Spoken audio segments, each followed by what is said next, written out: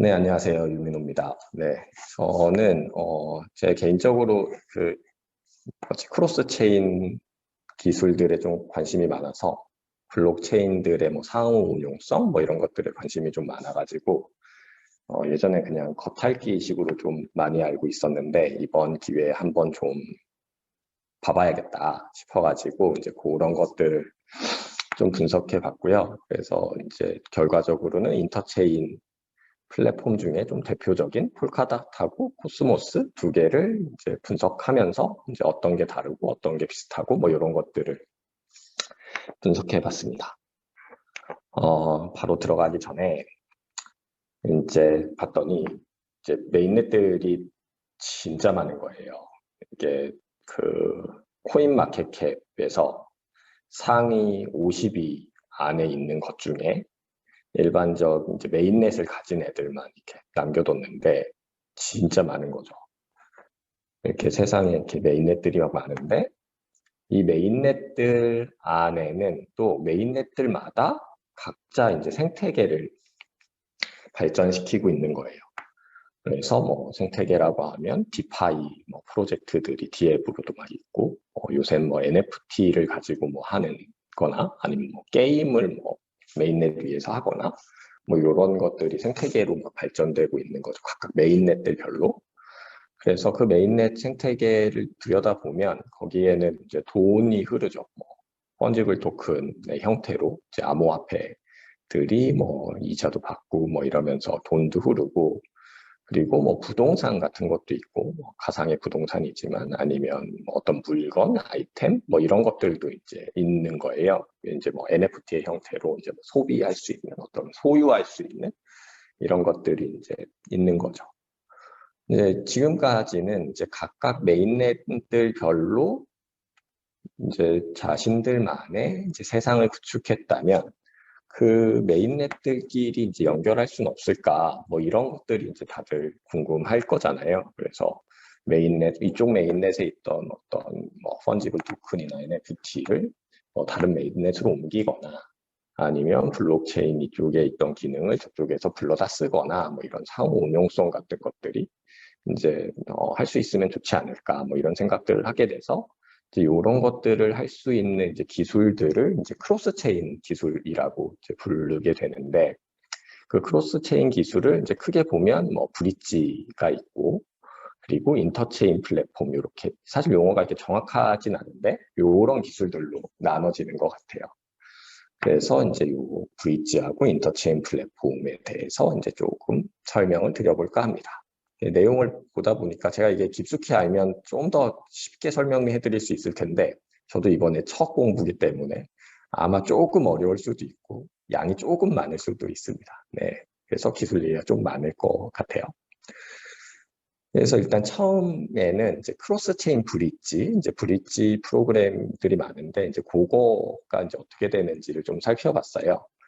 그래서 이건 뭐 메인 주제는 아니라서 이제 맛만 보고 넘어갈 것 같은데 이제 이런 걸 하는 거죠. 내가 이더리움 위에서 어떤 토큰을 발행했는데 그 토큰을 클레이튼 기반으로 옮기고 싶다. 이제 그러려면 그 둘을 연결하는 어떤 다리를 설치해야겠다. 이러는 거죠.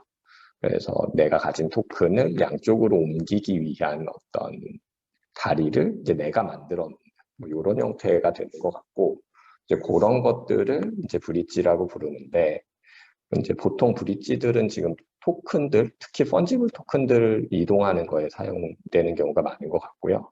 그리고 약간 플랫폼의 로우 레벨들보다는 디앱의 형태로 다시 얘기하면 스마트 컨트랙트 레벨에서 이제 앱의 형태로 이제 구현되는 게 많은 것 같아요. 그래서 그 이제 간단한 구조를 보면 요 메인넷이 있고 이건 뭐 이더리움이라면 이더리움이라고 치죠. 그 위에 어떤 스마트 컨트랙트를 만들어 놓고 연결하기 위한 그리고 이쪽에 메인넷 2에는 뭐 이건 뭐 클레이튼이라고 보면 여기에도 스마트 컨트랙트를 만들어 놓고 여기에 있던 돈을 요 중간에 있는 릴레이어와 밸리데이터 같은 어떤 방식을 통해서 이쪽으로 옮기거나 반대 방향으로 옮기거나 뭐 이런 것들을 하는 어떤 특별한 형태의 DM을 이제 브릿지라고 이제 부릅니다. 이 브릿지가 이제 브릿지를 구성하는 방식을 크게 두 종류로 나눌 수 있는 것 같아요. 하나는 락앤민트 방식으로 이제 자산을 옮기는 방법이 하나가 있고, 하나는 이제 유동성을 가지고 리퀴디티 브릿지의 방식으로 이제 자산을 이제 왔다 갔다 하게 만드는 이런 방식 둘로 크게 나눠지는 것 같더라고요. 그래서 락앤민트가 좀 직관적으로 이해하기는 좀 쉽습니다. 그래서 어떤 방식이냐면 이제 요 사용자 지갑은 요건 내가 메인넷 1에 있는 내 지갑이고 요거는 메인넷 2에 있는 내 지갑이에요. 그래서 나는 이더리움 위에다가 A 토큰을 갖고 있었는데 그 A 토큰을 뭐 이제 다른 클레이튼 같은 이제 메인넷으로 옮기고 싶은 거죠.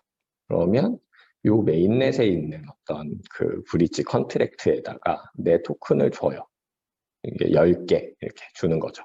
그럼 10개를 이 이제 메인넷 1에 있는 컨트랙트에서 잠가버려요. 못 움직이게. 그러고 나서 여기 있는 토큰 10개가 잠겼어 라는 증명을 이쪽에 보내는 거죠. 그럼 이 컨트랙트는 저쪽에 10개가 잠겼네? 그러면 이쪽에서 10개를 새로 발행해야지. 라고 해서 이 A 토큰이랑 똑같은 가치를 가진 이제 A 토큰을 발행해요. 새로 찍어내는 거죠. 그런 다음에 이걸 그 지갑으로 보내줘요. 이런 방식으로 이제 올리게 되고, 그래서 보통 무슨 그 토큰들을 막 보다 보면 랩드 랩드 이더리움, 랩드 BTC 이런 것들이 있는데, 이런 종류의 랩드 되어 있다는 것이 이제 약간 이런 방식으로 어떻게 어디선가 잠겨 있고 그걸 이제 새로 발행한 이런 종류의 토큰들이라고 보면 될 것 같고요. 반대로 이제 요 메인넷 2에 있는 걸 반대로 갖고 오려면 여기에 있던 거를 이제 그 발행되어 있던 10개를 번시켜버려요. 태워버리는 거죠. 그러면 나 이거 10개 태웠어 여기서. 그러면 여기 있던 잠겨있던 이제 10개가 풀려나면서 다시 이렇게 오는 반대 방향으로 이런 방식으로 이제 구성을 하게 됩니다. 그래서 이제 요거는 이제 좋은 점은 유동성 같은 뭐 그런 것들을 고민할 필요 없고 이제 하나의 이제 메인으로 쓸 수 있는 뭐 보통 그냥 이더리움의 ERC20을 쓰죠. 이더리움 위에다가 내가 메인 토큰을 만들어 놓고 다른 메인넷으로 보낼 때는 다랩드 토큰으로 발행하면서 이제 왔다 갔다 할 수 있다. 이런 게 이제 사실 좀 이제 심플하다는 점, 그게 좀 장점인 것 같고, 이제 얘의 단점으로는 여기서 여기로 왔다 갔다 할 때 어떤 중간에 그걸 중개해주는 어떤 프로그램이 있을 텐데 그게 이제 중앙화될 가능성이 있죠. 그래서 그걸 컨트롤하는 부분이 뭐 해킹을 당하거나 그러면 이쪽에서 잠기지도 않았는데 이쪽에서 랩드 토큰들이 막 민팅되는 이런 것들이 이제 발생할 수 있는 위험성이 있고, 아마도 최근에 그 솔라나의 웜홀이라는 이제 이런 브릿지 이제 프로그램이 있는데 걔가 해킹된 것도 약간 그런 것들이 좀 해킹돼서 이제 요건 이더리움이고 여기는 이제 솔라나인데 여기서 이제 이더리움이 락은 조금밖에 안 됐는데 0.5개가 0.1개밖에 안 됐는데 여기서는 랩드 이더리움이 막 발행되는 뭐 이런 종류의 이제 사고였거든요. 이제 그런 것들이 이제 발생할 수 있다는 게 좀 단점인 것 같아요. 그리고 이제 다른 방식은 이제 유동성을 넣는 거죠. 그래서 만약에 두 개, 이건 그 이제 멀티체인이라는 곳에서 갖고 온 그림인데 예전에 애니스왑이었고 최근에 멀티체인으로 리브랜딩을 했더라고요.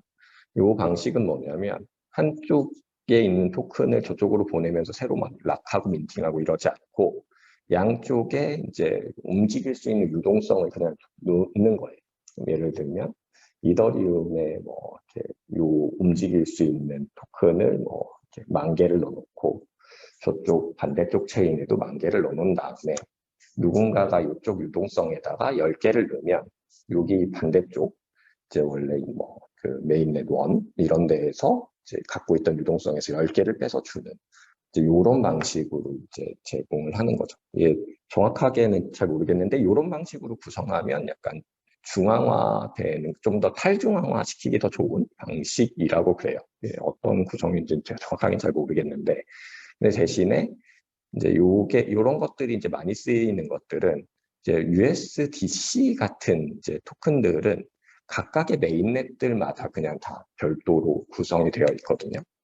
그래서 보통 이제 다른 토큰들은 한 메인넷에서만 발행되고 나머지를 이제 민팅한 랩핑하는 것들이 이제 가게 되는데, 보통 USDC는 트론이면 트론 위에 그냥 USDC가 있고, 그리고 이더 위에 USDC가 있고, 뭐 이렇게 돼 있어요. 그런 것들을 이제 연결하기는 굉장히 이제 좋은 편인 것 같은데, 대신에 유동성이 있어야 되는 거죠. 누군가가 유동성을 공급해주고 그 유동성을 공급하는 대가로 이제 뭐 보상 체계가 있어야 되고 뭐 이런 것들을 이제 구성해야 되다 보니까 구성이 좀 더 복잡해지고, 그리고 유동성 자체를 이제 모아야 되는 뭐 이런 것들이 이제 좀 단점으로 작용하는 것 같아요. 그래서 요런 이제 브릿지들이, 지금은 이제 브릿지들이 굉장히 많이 생겼는데, 디파이가 이제 2020년 여름부터 막 붐이 일어나면서 디파이 때문에 이제 뭐 이런 브릿지들이 많이 생겼는데, 이런 브릿지들은 보통 2개씩밖에 연결이 안 되는 거죠. 그래서 다 거의 대부분 이더리움을 중심으로만 연결해요. 이더리움이랑 뭐 클레이튼을 연결하든지, 아니면 이더리움이랑 폴리곤을 연결하든지, 이더리움이랑 BSC를 연결하든지, 이런 식으로 이제 구성이 되는 거죠. 그래서 예를 들어서 만약에 이제 BSC를 가지고 BSC 위에 있는 어떤 토큰을 그걸 다시 폴리곤으로 옮기고 싶으면 이더리움으로 옮겼다가 이더리움에 있는 걸 폴리곤으로 옮기고, 이런 방식으로 이제 연결이 되는 거예요. 그래서 물론 이제 이제 폴리곤하고 BSC를 연결해주는 그런 프로젝트들이 있긴 하지만, 그래서 각각을 막 연결해야 되고, 그리고 지원되는 토큰들도 이제 이제 뭐 리스팅이 되어야 되고, 그런 것들이 이제 문제가 발생하는 거죠. 그래서 블록체인들을 그냥 어플리케이션 단에서, 스마트 컨트랙트 단에서 연결하는 거 말고 블록체인들끼리 그냥 직접 연결하는 방식을 이제 연구하는 이제 프로젝트들이 이제 있고, 이제 그런 프로젝트들을 이제 저는 이제 둘 다 약간 인터체인이라는 용어를 써서 인터체인 플랫폼이라고 이제 부르게 되는데, 그런 플랫폼들이 이제 있는 거죠. 그래서 여기에는 하는 프로젝트는 더 많은데, 이제 가장 대표적인 게 코스모스하고 폴카닷, 이 2개가 가장 대표적인 것 같아요. 그래서 이 2개의 이제 목표는 이제 앞에서도 이제 말씀해 주셨지만, 메인넷들 간의 상호 응용성하고 블록체인의 확장성 문제를 해결하자, 뭐 이런 이제 목표를 가지고 둘 다 이제 나오게 됐습니다. 그래서 이제 이 둘을 한번 비교해 보겠습니다. 보통 둘 다 약간 이렇게 생겼어요. 네. 그래서 이렇게 생겨 있는 것들을 이제 내용들을 비교해 볼 텐데, 가운데 이제 연결을 해주는 중심이 되는 어떤 블록체인이 있고, 그 블록체인들을 중심으로 이제 다 하나씩 붙어 있는 거죠. 그래서 그런 이제 형태로 되어 있는데, 이제 중심이 되는 체인이 있고, 그거에 달라붙는 연결되는 체인, 뭐 이런 것들이 있고, 그 구조들이 이제 둘마다 좀 살짝 다르고, 그리고 이제 기존에 이미 있던 뭐 이더리움이나 비트코인이나 뭐 이런 종류의 이미 있는 메인넷들과는 어떻게 연결할 거냐, 이제 그런 방식들을 이제 고민했고, 그리고 이제 연결을 해놨으면 그 연결된 체인들끼리 통신을 할 수 있어야 될 거잖아요. 그래서 그 통신을 어떻게 하는지, 이런 이제 4가지 포인트로 이제 각각을 좀 분석해 보면서 비교해 봤습니다. 그래서 이제 이게 결론인데요. 그래서 이제 무슨 내용들을 좀 볼까 그러다가 전체 하이레벨 아키텍처가 어떻게 돼 있는지, 그래서 어떤 구성들을 가지고 있고 각각 용어를 뭐라고 부르는지, 뭐 이런 것들 좀 살펴보고, 그리고 뭐 기존 원래 메인넷, 이제 결국 하고자 하는 건 이미 있는 메인넷들하고 연결되는 게 가치를 좀 높이는 것 중에 방법 중에 하나일 테니까, 그런 방법은 어떻게 되는지, 그리고 이제 코스모스는 코스모스에 이제 연결되는 체인이 되려면 어떤 권한이 생겨야 되는지, 폴카닷에서는 어떤 권한이 있어야 되는지, 그리고 이제 전체 생태계의 체인, 이제 블록체인의 보안이 이제 어떤 차이점이 있는지나, 뭐 합의 알고리즘하고도 연결될 것 같고, 이제 그런 것들 좀 살펴보고요. 그리고 그 내부적으로 연결된 체인들끼리 통신이 어떤 방식으로 이루어지는지 이런 것들을 이제 위주로 좀 살펴보려고 합니다. 그래서 결과적으로 여기 있는 표를 다 채워 넣는 위한 어떤 지식들을 좀 탐험해 나갈 거예요. 그래서 먼저 이제 코스모스부터 이제 먼저 보면 코스모스의 구조는 이제 크게 보면 이렇게 생겼어요. 뭐 비슷하죠. 가운데 어떤 무언가가 있고 옆에 무언가가 붙어 있는 이런 형태로 되어 있는데 코스모스에서는 이제 허브하고 존이라는 이름으로 이제 부르고 있고 허브를 중심으로 존들이 연결되어 있는 형태로 되어 있습니다. 그리고 허브 자체도 이제 어떤 하나의 블록체인이고 존 각각도 이제 하나의 블록체인으로 되어 있고요. 그리고 허브들끼리 연결도 가능해서 이제 확장은 가능한 이런 형태도 되어 있고 이게 약간 특이한 이렇게 생긴 이제 이런 존 말고 이런 애들도 있는데 이것도 약간 어떤 특별한 존의 한 종류입니다. 그래서 요건 뒤에서 나올 것 같고요. 요거의 이제 실제로 구성된 모습을 좀 살펴보면, 이제 허브는 이제 코스모스가 만든 코스모스 허브 하나, 요걸 중심으로 나머지 다른 프로젝트들이 이제 연결되어 있는 형태로 되어 있어요. 지금은 생태계가 엄청 크진 않기 때문에 허브가 이제 코스모스 허브 하나, 이고 사실 이제 기술적으로나 이론적으로는 누구나 이제 허브가 될 수 있고 그 허브 자체를 또 코스모스 허브와도 연결할 수는 있죠. 근데 이제 실제로 그러고 있는 프로젝트는 없는 것 같고요. 지금은 코스모스 허브가 있고 그 허브를 중심으로 다른 체인들이 붙어 있는 형태이고 그리고 이제 여기서 코스모스에서는 이런 허브에 붙어 있는 체인들을 앱 체인이라고 이제 부르더라고요. 약간 그 계층으로 봐서 이제 이쪽은 코스모스 허브는 플랫폼이고 그 위에서 하는 이제 어떤 특정한 어플리케이션의 느낌이어서 약간 그런 이름인 것 같은데 그래서 이 앱체인이라는 거는 이제 각자 자신만이 하고 싶은 것들을 하는 그런 이제 블록체인 메인넷이라고 볼 수 있고 지금 이제 붙어 있는 것들은 뭐 테라도 이제 코스모스에 연결되어 있는 이제 일종의 앱체인이라고 볼 수 있고 이제 이고 그리고 오스모시스, 토르 뭐 이런 것들이 이제 각각 이제 별도의 이제 그 앱체인으로 붙어 있습니다. 그리고 이제 존이라는 것하고 이제 앱체인이 사실 거의 비슷한 개념이긴 한데 엄밀하게 보면 앱체인은 이제 별도의 연결하고 싶어하는 어떤 그 이제 블록체인 메인넷을 이제 앱체인이라고 부르고 존은 그런 앱체인이 IBC라는 기능을 탑재해서 그 IBC를 통해서 허브랑 연결되면 그게 이제 존이 되는 뭐 그런 용어라고 보시면 돼요. 근데 거의 이제 그 다른 데에서 이제 뭐 찾아보거나 이러면 거의 같은 의미로 쓰이고 있는 것 같고요. 그리고 이 IBC 코스모스에서는 블록체인들 간의 통신 프로토콜을 IBC라고 부릅니다. 그래서 IBC는 인터 블록체인 커뮤니케이션 뭐 이런 거의 약자인데 이건 뒤에서 간략하게 그냥 살펴볼게요. 그래서 일단 앱체인만 좀 자세히는 아니고 살짝만 더 보면 이게 이제 이렇게 붙어 있는 이런 걸 이제 앱체인이라고 한다고 했잖아요. 요게 요런 구조로 되어 있습니다. 크게 보면 두 개로 나눠져 있어요.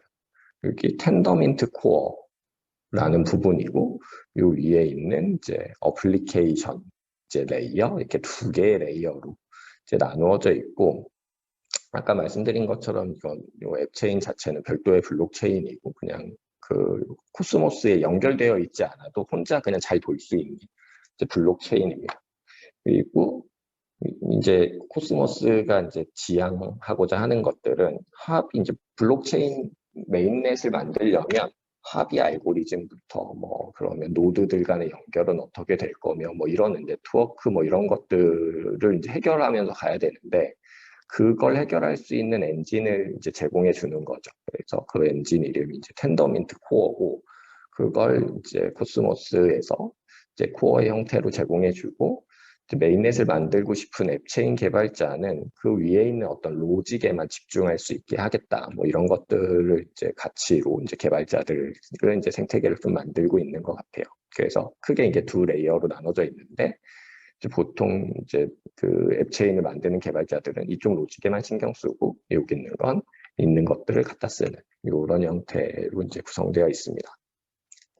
그래서 요 밑에가 이제 사실 요 위에는 어떤 블록체인을 만들 거냐에 따라서 좀 달라지기 때문에 요 밑에가 이제 코스모스 앱체인의 이제 핵심이라고 볼 수 있는데, 요 이제 텐덤인 요걸 이제 다르게 보면 요렇게 되어 있는 거죠. 그래서 밑에 코어가 있고 요 위에 이제 어플리케이션 레이어를 가지고 뭐 이제 뭐 스테이킹이나 뭐 슬래싱 같은 어떤 그 페널티 체계 뭐 아니면 뭐 거버넌스 어떻게 할 건지 뭐 이런 것들을 이제 체인에서 로직으로 만들어 놓게 되는 거고요. 그래서 이제 블록 검증 자체는 이 블록 검증이라는 건 이 블록이 멀쩡한 블록이냐, 이 블록을 다음 블록으로 만들어 놓을 거냐, 이걸 다음 블록으로 하자, 이런 걸 이제 결정하는 건데, 그건 요 텐더민트 레이어 단에서 이제 담당하게 돼요.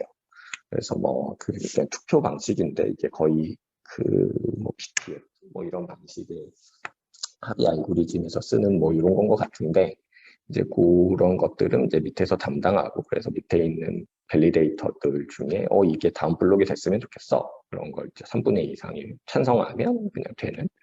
그리고 이제 두 번째 특징은 블록 완결성을 이 즉각적인 블록 완결성을 가진다. 이게 이제 보통 이제 파이널리티라고 그러는데, 파이널리티라는 게 뭐냐면 이제 우리가 이제 뭐 제가 누군가한테 돈을 보냈어요. 그리고 그 돈을 보낸 게 컨펌이 됐어요. 보내줬다고 그랬어요. 그러면 그 돈을 보냈다는 사실이 뒤집히지 않는다는 걸 이제 보장하는 상태가 이제 완결성이라고 그러거든요. 근데 이런 이제 즉각적인 블록 완결성, 이제 블록체인들 별로 어떤 메인넷들은 즉각적인 블록 완결성을 꼭 보장하진 않는 것들이 있어요. 그래서 텐더민트 기반으로 만들어진 체인들은 이제 그런 것들이 이제 보장된다. 그래서 어떤 트랜잭션이 블록에 포함돼서 그 블록이 블록체인과 연결이 되면, 그러면 이거는 이제 뒤집힐 수 없어. 그러니까 바로 보장되는 이런 특징을 가지고 있고요. 그래서 아마 완결성 파이널리티는 뒤쪽에서 좀 살짝 더 얘기를 드릴 수 있을 것 같고, 대신에 이제 블록 검증은 이제 밑에서 하지만 블록 이제 생성자 이제 이 블록을 그 검증할 수 있는 사람들의 집합을 이제 누구로 할 거냐의 선정 방식을 이제 위에서, 여기서는 이제 그런 것들 다 처리해 주지만 누구를 블록 생성자로 할 거냐를 요 위에서 결정할 수 있어요. 그래서 만약에 이제 블록 생성자를 우리는 스테이킹을 해놓은 사람들 중에 뭐 아무나 스테이킹 얼마 이상 한 사람들이면 누구나 블록 생성자 권한을 할 수 있게 만들 거야. 뭐 이러면 이제 POS 방식의 어떤 퍼블릭한 블록체인을 만들 수 있는 거고, 만약에 그렇지 않고 우리는 이런 허용된 사람 이 5명만 무조건 블록 생성자로 할 거야, 뭐 이렇게 위해서 결정을 한다면, 그러면 이제 뭐 어떤 POA 방식의 약간 프라이빗 블록체인을 이제 만들 수도 있고, 그래서 퍼블릭 블록체인으로도 연결할 수 있고 프라이빗 블록체인을 만들어서 연결할 수도 있다. 그래서 그런 특징이 있습니다. 그래서 합의 알고리즘만 좀 보면 이게 이제 여기서는 굉장히 별거 아니어 보이지만 뒤에 폴카닷하고 이제 비교해 보면 좀 다른 점이 느껴질 텐데, 앱 체인별로 각각 자신만의 독립된 합의 알고리즘으로 운영된다. 그래서 이게 무슨 뜻이냐면 앱 체인의 보안을 스스로 챙겨야 된다.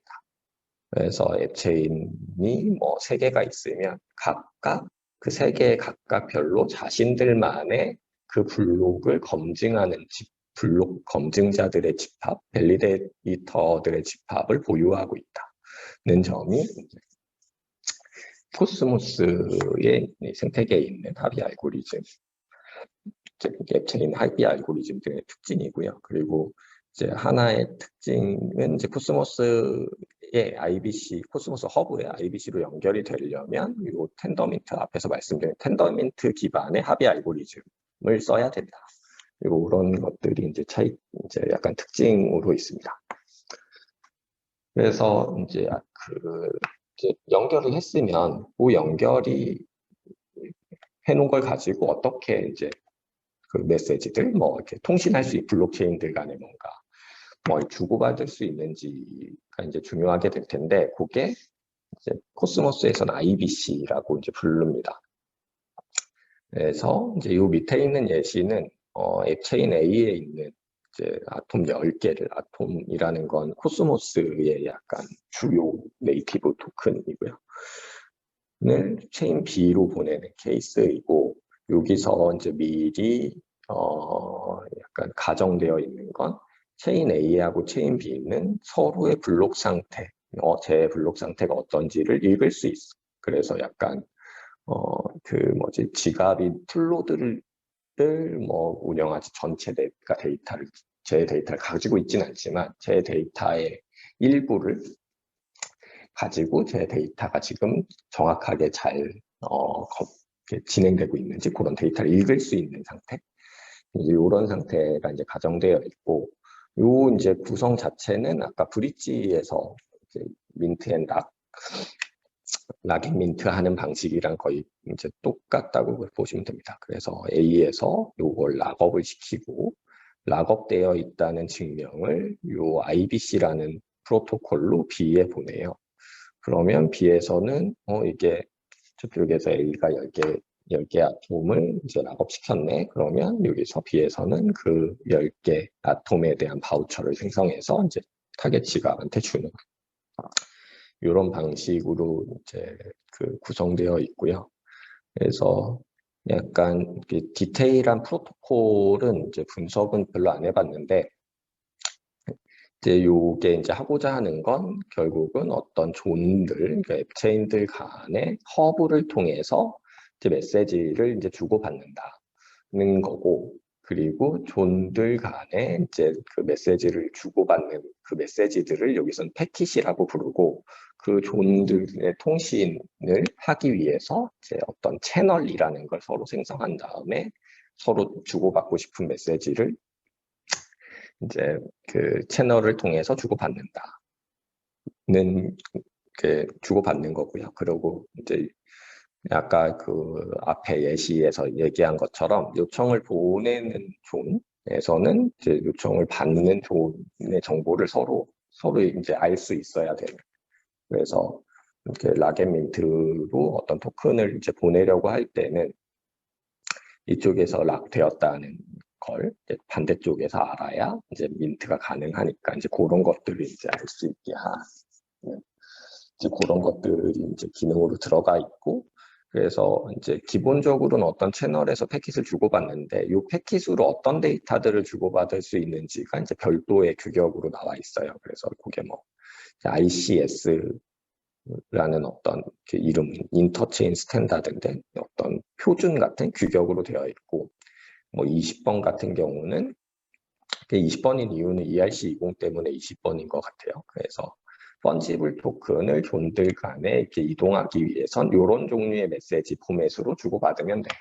뭐 이런 것들이 이제 기본적으로 있고, 두 번째는 이제 인터체인 계정이라는 건데, 요 한쪽의 존에서 이쪽에 이제 계정을 만들어 놓고 그 계정을 이제 관리하는 거예요.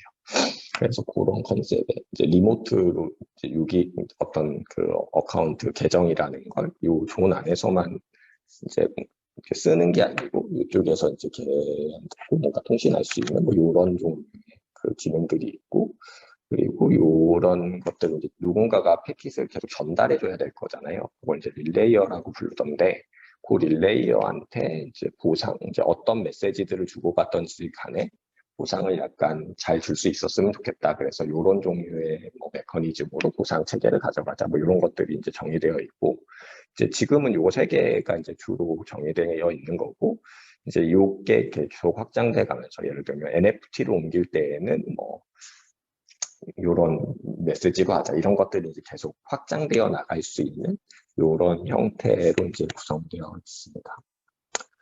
그러면 이제 기본적으로 텐더민트를 쓰는 이제 블록체인들끼리는 이제 연결을 할 수 있게 되었는데, 이제 기존 메인넷들 있잖아요. 이더리움, 비트코인 같은 이제 그런 것들은 이제 어떻게 연결할 수 있을까? 이제 그런 걸 연결할 수 있어야 이제 진정한 어떤 인터체인 플랫폼이 될 테니까. 그래서 코스모스에서는 이제 블록 확정성이 보장되는 메인넷이냐, 아니면 블록 확정성이 이제 뭐 즉각적으로 보장이 안 되는 메인넷이냐 여부에 따라서 이제 연결하는 방식이 좀 달라집니다.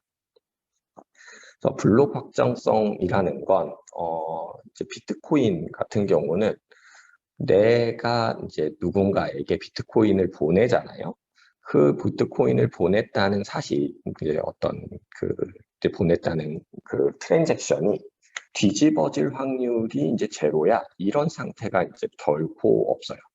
대신에 뒤집어질 확률이 이제 뭐 0%에 가까워, 이런 어떤 확률적인 이제 확장성만 이제 가지고 있는데, 예를 들면 이런 거예요. 이제 블록체인이 이렇게 이제 연결되어 있는데, 이제 어떤 마이너들이 이제 채굴을 한단 말이에요. 채굴을 해서 난 이게 다음 블록이 됐으면 좋겠어. 그런 다음에 그걸 이전 블록에 이렇게 딱 연결시켜 놓는 이런 방식으로 이제 비트코인 블록이 이렇게 생성을 되는데, 이제 마이너들이 하도 많다 보니까 이제 전 세계에 있는 마이너들이 막 블록을 요거 다음 블록을 생성했는데, 한 명은 요 블록이 다음 블록이 되겠다고 해서 이렇게 붙여놓고, 어떤 다른 마이너는 요 블록이 이제 다음 블록이 되면 돼 이러면서 둘 다 붙여놓은 거죠. 그러면 이 순간부터 이제 블록 이 체인이 요렇게 생긴 체인이 있고, 요렇게 연결되는 체인, 이렇게 둘로 이제 갈라지게 됩니다. 그러면 이 블록체인, 이제 비트코인 블록체인 안에는 어떤 트랜잭션들이 이제 들어가 있는데, 만약에 이제 제가 누군가한테 보낸 트랜잭션이 이 블록에 이제 포함되었다고 이제 쳐보면, 이제 이런 상태에서 이제 블록이 이제 마지막 블록이 이제 2개가 됐으니까, 어떤 마이너들은 이 블록이 마지막 블록이라고 생각하고 이 블록에다가 다음 블록을 연결하려고 이제 마이닝을 할 거예요. 그리고 어떤 마이너들은 이 블록이 마지막이라고 생각하고 여기다 붙이려고 이제 시도를 하겠죠. 그러고서 막 했는데 이 블록에 있던 어떤 마이너가 먼저 이제 블록을 찾아냈어요. 그러면 이 블록에는 생겼는데 이 블록은 다음 걸 누가 아무도 못 찾는 거죠. 그러면 얘가 제일 길어졌으니까 그 다음에 마이너들은 무슨 일을 하냐면, 요게 이제 마지막 블록이니까 요 뒤에다가 블록들을 쭉 연결하게 되는데, 그럼 이렇게 쭉 연결하게 되면 여기 있던 블록은 붙여놨지만 실제 진짜 블록체인은 요 라인이 된단 말이에요. 얘는 버려지는 이제 블록이 돼요. 그럼 이 안에 있던 내가 아까 누군가한테 보냈던 트랜잭션은 이제 없어지게 되죠. 보내기 전과 같은 상태로 뒤돌아오게 됩니다. 그래서 이런 것들이 이제 이론적으로 보면 똑같이 계속 나갈 수 있게 되고, 확률로 보면 거의 6개의 블록이 이제 역사적으로 보면 이렇게 5개의 블록까지 똑같이 이렇게 2개로 나갔던 그런 케이스는 있었고, 6개까지는 없었고, 확률적으로 보면 거의 99.9% 이제 6번째까지 블록이 이제 생겨나고 나면 거기서 더 갈라질 확률이 거의 없다. 뭐 이렇게 되는데, 그렇더라도 그게 0%는 아니라는 거죠. 그래서 이런 종류의 확정성을 갖는 이제 블록체인들이 있는 거고, 요거의 이제 확률적인 확정성의 반대말은 이제 절대적인 확정성인데, 그게 이제 아까 말씀드린 텐더민트 같은 것들이 이제 갖고 있는 그런 특성입니다. 그래서 만약에 뭐 텐더민트나 아니면 뭐 이더리움 2.0의 비콘 체인도 마찬가지고, 이런 이제 절대적인 확정성을 가진 메인넷이면 그냥 IBC를 IBC의 프로토콜을 스마트 컨트랙트로 구현해서 그 메인넷에 올려놓으면 이제 연결할 수 있다. 뭐 이렇다고 하고요. 근데 만약에 확률적인 확정성을 가진 메인넷, 아까 설명드린 비트코인도 그렇고 지금 있는 이더리움도 사실 마찬가지예요. POW에 약간 비슷한 비트코인하고 같은 방식의 합의 알고리즘을 쓰기 때문에 이제 이런 종류의 이제 메인넷들은 이제 그런 걸 연결하기 위한 특별한 조언이 있고 그 조언을 이제 코스모스에서는 페그존이라고 부릅니다. 그래서 페그존의 이제 작동 원리는 이제 요 비트코인을 연결하려고 한다고 해보죠. 여기서 이제 우리 코스모스 허브인데 그러면 연결하려는 블록체인의 상태를 일단 트래킹할 수 있는 게 이제 있어야겠죠. 페그존에서. 그래서 비트코인이 블록이 이렇게 어떻게 진행되는지를 트래킹해요. 그리고 완결성에 대한 조건을 설정해요. 예를 들면 어떤 비트코인 트랜잭션이 이제 블록에 들어간 다음에 그 뒤에 블록이 더 뭐 5개가 생기면 얘는 완결되었다고 보자. 이렇게 그냥 어떤 지점을 선택해 놓는 거죠. 그래서 그런 조건을 설정해 놓고 이제 둘 간 이제 이렇게 얘가 실제로 확정되었다는 걸 그런 조건으로 이제 막 체크를 하고 그리고 둘 간에 이제 뭐 프로토콜 같은 것들이 다를 테니까 뭐 그런 것들을 이제 중간에 변환해주는 이런 역할을 합니다. 그래서 이런 걸 이제 실제로 진행하고 있던 예전에 패기라는 프로젝트가 있었는데 패그존의 그 패기인데 지금은 이제 그래비티 브릿지라는 이름으로 리브랜딩을 했고 얘가 하려고 하는 건 지금 이더리움도 똑같이 확률적인 그 확정성을 가지고 있다고 했잖아요. 그래서 이더리움하고 코스모스 허브를 연결하기 위한 이런 프로젝트들이 이제 진행되고 있습니다. 네. 보니까 엄청 기네요. 네, 그 다음 이제 폴카닷인데 폴카닷은 이제 다행히 앞부분에서 이제 설명을 잘 해주셨기 때문에 금방 이해하실 수 있을 것 같고 폴카닷도 약간 비슷하게 생겼어요. 가운데 뭔가가 있고 그 옆에 뭔가가 붙어 있는 이런 형태고 폴카닷에서는 이제 릴레이 체인을 중심으로 이제 파라체인이라는 게 연결되어 있는 뭐 이런 형태고 그리고 외부의 기존의 메인넷들하고 연결하기 위한 특별한 파라체인이 있는데 그걸 이제 브릿지라고 이제 부른다.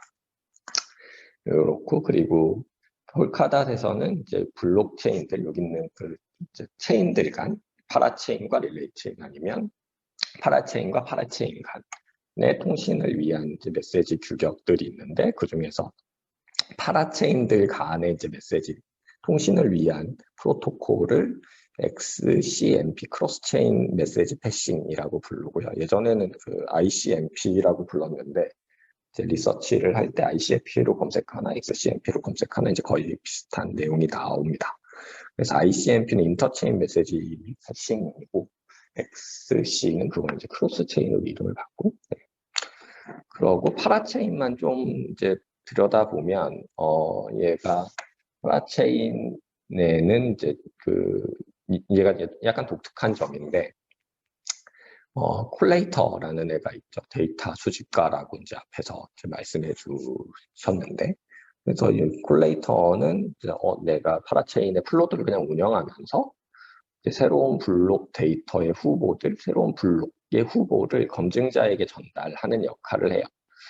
이게 사실 굉장히 독특한 방식이긴 한데 그래서 이제 콜레이터들이 이제 각자 난 이게 다음 블록이 됐으면 좋겠어라고 이제 후보들을 이제 검증자들한테 이렇게 보내주는 거죠. 그럼 보내줬는데 내가 제출한 후보가 블록에 포함이 되면 이제 그거에 대한 수수료를 이제 가져가는 모델이고 그리고 콜레이터 여기서는 아까는 그 텐더민트 같은 경우는 이제 누구를 블록 검증자로 선택할 거냐에 따라 달라졌다면 여기서는 콜레이터 이제 블록 후보를 고르는 사람들을 누구로 할 거냐에 따라서 이제 딱 지정되어 있는 누군가들만 할 수 있어 이런 프라이빗 블록체인이 되고 그걸 누구든지 참여할 수 있다고 하면 퍼블릭 블록체인이 되고 뭐 이런 특징을 갖고 있습니다.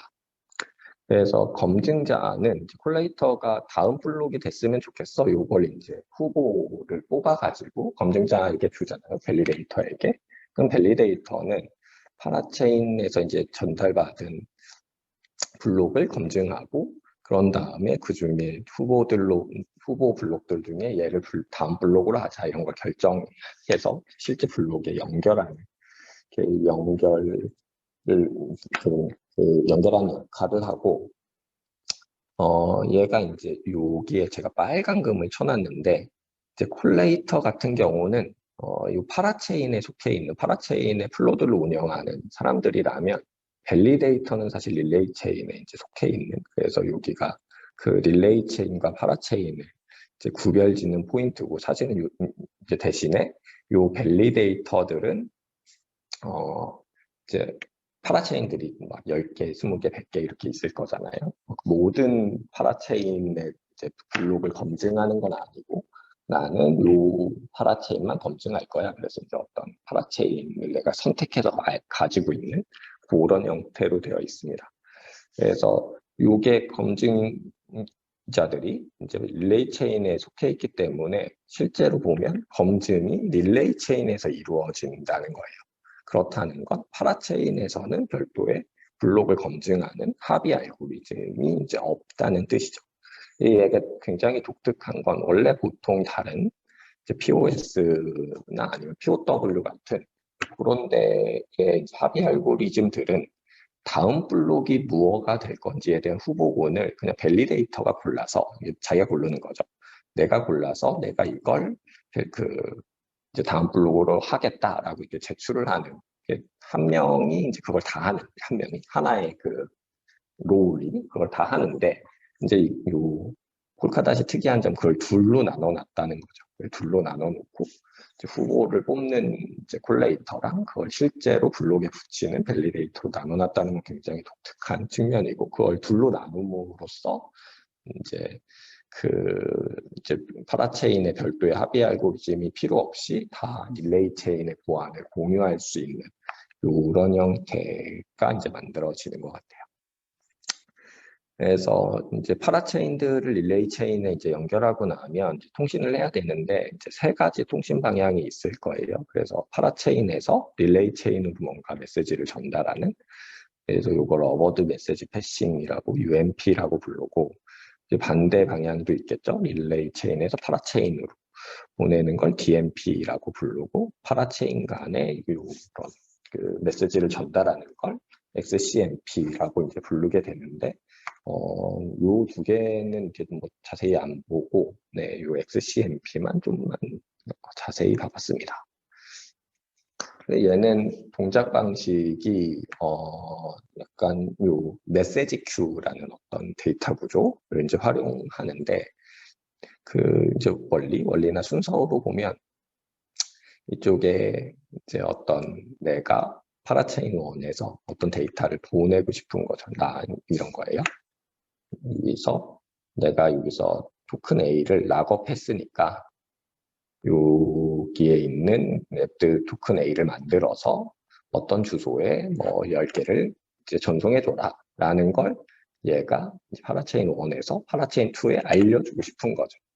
그러면 일단 여기서는 나는 이런 메시지를 보내고 싶다고, 이제 이건 파라체인 2에 보내면 되는 메시지야 라는 걸 이 큐에 넣어놔요. 그러면 이제 두 번째로는 이 파라체인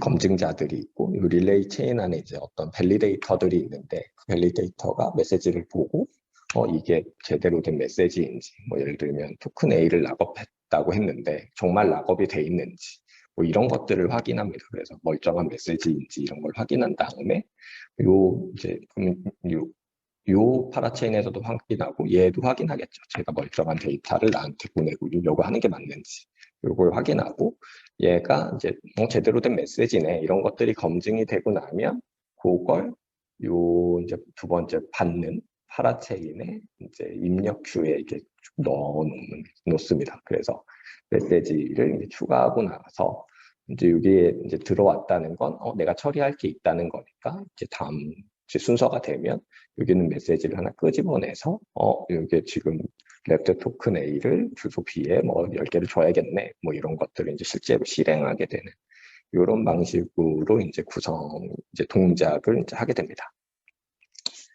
그래서 이제 요런 약간 비슷한데 약간 실제 내용들이 좀 다르게 구성되어 있는 것 같고, 폴카닷도 마찬가지로 이제 이미 존재하는 블록체인 메인넷하고 연결을 어떻게 할 것이냐, 이제 이런 것들을 고민하게 될 테고, 이제 그거에 대해서 이제 정의해 놓은 게 이제 브릿지라는 이제 별도 특별한 이제 파라체인인데, 폴카닷의 브릿지는 이제 연결되는 방식이 스마트 카드 컨트랙트가 지원되는 메인넷이냐 아니냐에 따라서 이제 어떻게 연결할 거냐가 좀 달라지게 된다고 해요.